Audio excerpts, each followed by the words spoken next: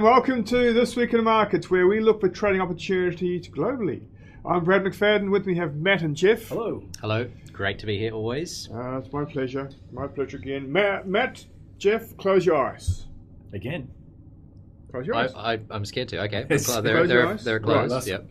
Now, if I asked you where the average stock on the London Stock Exchange is trading relative to where it was in the middle of the Euro debt crisis, would you say 40% higher, 20% lower, unchanged, or near the depths of the GFC? So possibly a little bit higher. I'm going to agree with Matt. A little higher. Yeah, you're both wrong.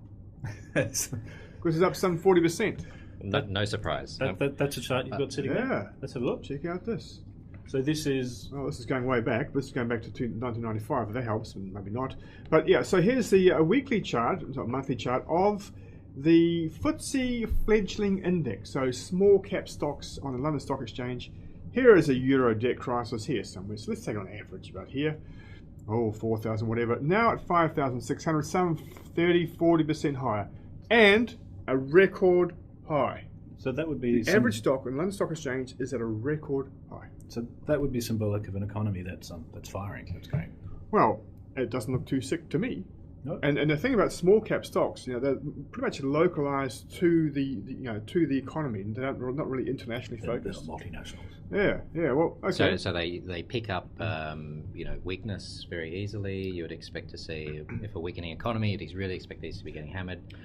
40% up in 18 months or something like that. It doesn't portray a very weak market, No. weak economy, doesn't it? Yeah. And we're led to believe that UK economy is very fragile. It's hardly improved. It's improving a bit as of late, but no one really wants to believe it. And yet, you know what? Well, looking at areas of the market where no one else looks, this looks blatantly obvious to me.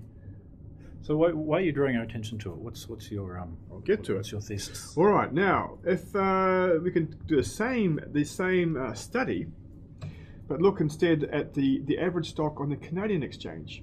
Ooh, that's looking slightly sicker. Yeah, well, this goes way back, but okay. So let me go fast forward to 2005 as some reference point. It's going down.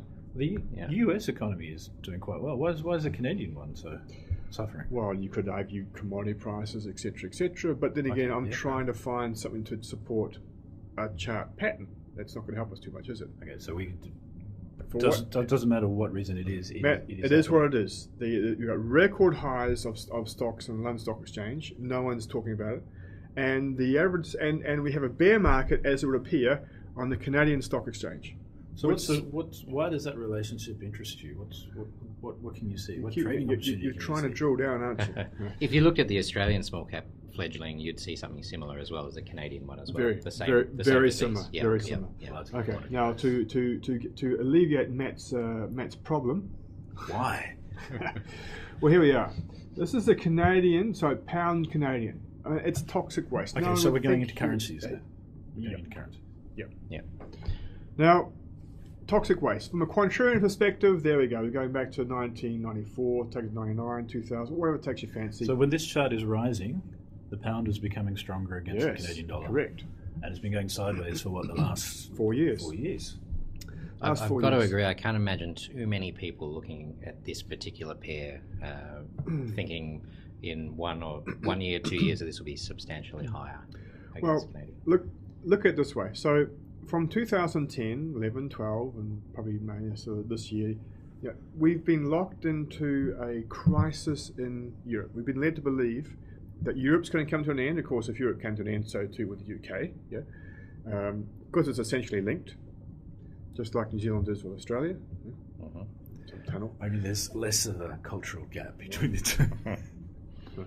Yes. So anyway, the argument can be made, look, if this thing has not gone down now, given all that's been thrown at it from 2010, 11, and last year, and remember, I mean, it was so bad, it was not fear, okay? It was like paranoia. Sheer terror. Sheer terror. So this is a pretty narrow trading range. So you're expecting... Well, somewhere along there's going to be a surprise to the upside. This thing is going to break and go materially higher. I've seen these trading patterns before.